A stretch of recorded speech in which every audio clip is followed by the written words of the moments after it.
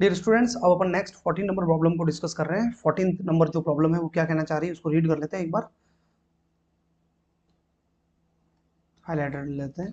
देखिए, consider a uniform electric field E equal to 3 into 10⁻³ i cap newton upon coulomb. Electric field की आपको value दी हुई है, ठीक है। What is the flux of this field through a square of 10 centimetre on a side whose plane is normal parallel to YZ plane. ठीक है, first part है। पहले फर्स्ट पार्ट के बारे में बात करते हैं। हर बार की तरह सबसे पहले अपन को जो भी क्वेश्चन के अंदर डाटा अवेलेबल हो उन डाटा को एक बार आपको लिख लिया करो, कलेक्ट कर लो एक बार डाटा। तो क्या कहना चाह रहा है ये, क्या डाटा दिया हुआ है अपन को? Electric field E equal to कितना दिया हुआ है? 3 into 10⁻³ i cap. I cap जो दिया हुआ है बच्चों, इसका मतलब इस इलेक्ट्रिक फील्ड की डायरेक्शन x है। तो मैं वेक्टर नोटेशन तो कर नहीं रहा हूँ, पर मुझे ये पता है कि इलेक्ट्रिक फील्ड कौन सी डायरेक्शन में है, x डायरेक्शन। और स्क्वायर जो दिया हुआ है उसकी साइड कितनी दी हुई है स्क्वायर की? 10 सेंटीमीटर। ये देखिए, तो एक्चुअली स्क्वायर की साइड है 10 सेंटीमीटर। इसको मीटर में कन्वर्ट करना है तो 100 का डिवाइड कर लीजिए तो आ जाएगा 0.1 मीटर। ठीक है। अब बच्चों, स्क्वायर का जो एरिया होता है, एरिया एस कह देते हैं इसको, वो होता है साइड का स्क्वायर। 0.1 का आप स्क्वायर कर लीजिए तो ये आ जाएगा 0.01 मीटर स्क्वायर। क्लियर।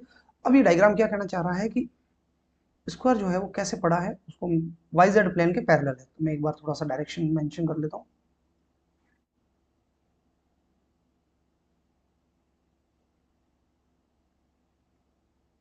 यहाँ पर मैं डायरेक्शन मेंशन कर लेता हूँ, ठीक है।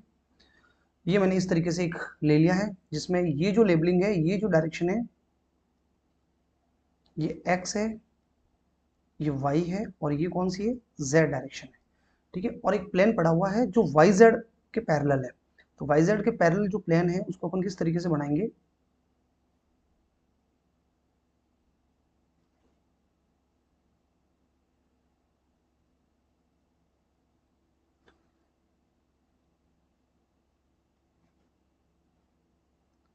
देखिए बच्चों, एक yz के पैरेलल मैंने एक प्लेन रख दिया, ठीक है। तो ऑब्वियसली ये जो प्लेन है, इस प्लेन का नॉर्मल किधर होगा बच्चों?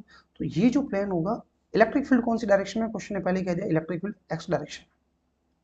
और इसका जो नॉर्मल है वो आपके इधर की तरफ होगा, यानी एरिया इस डायरेक्शन में होगा, इस स्क्वायर का एरिया।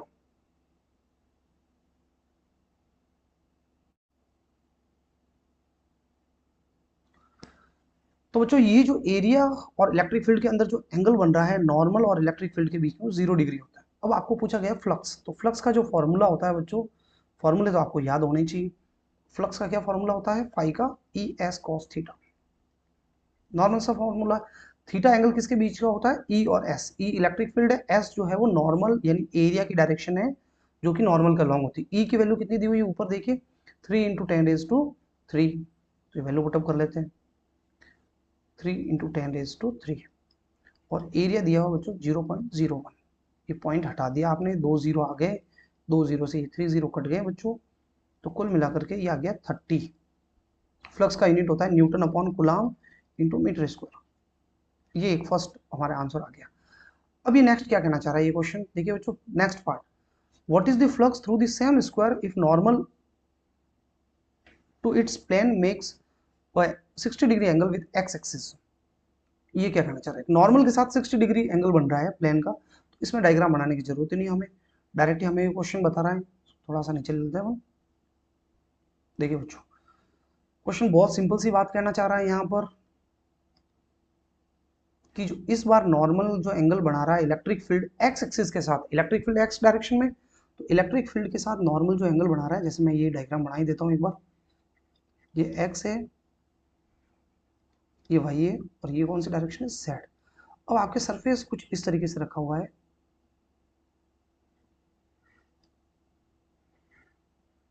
ये। और इस सरफेस का जो नॉर्मल है, एरिया है, वो एस है। और इलेक्ट्रिक फील्ड जो है वो एक्स डायरेक्शन में है। और क्वेश्चन कह रहा है इस बार नॉर्मल का जो एंगल है वो कितना है? 60 डिग्री। यानी इस बार हमें थीटा दिया हुआ है 60 डिग्री, सेम फील्ड है। तो फ्लक्स का फॉर्मूला हो जाएगा बच्चों ई एस कॉस थीटा, 60 हो जाता है। ई की वैल्यू है 3 इंटू 10⁻3, एस 0.01, और ये आपके कॉस 60 की वैल्यू हाफ होती है, ठीक है बच्चों। ये हाफ से मैंने डिवाइड कर लिया, मैंने 1.5 पॉइंट हटा दिया। यहाँ पे ये 2 पावर है, 2 पावर इस 3 पावर से कट गई, तो 1 पावर रह गई बच्चों।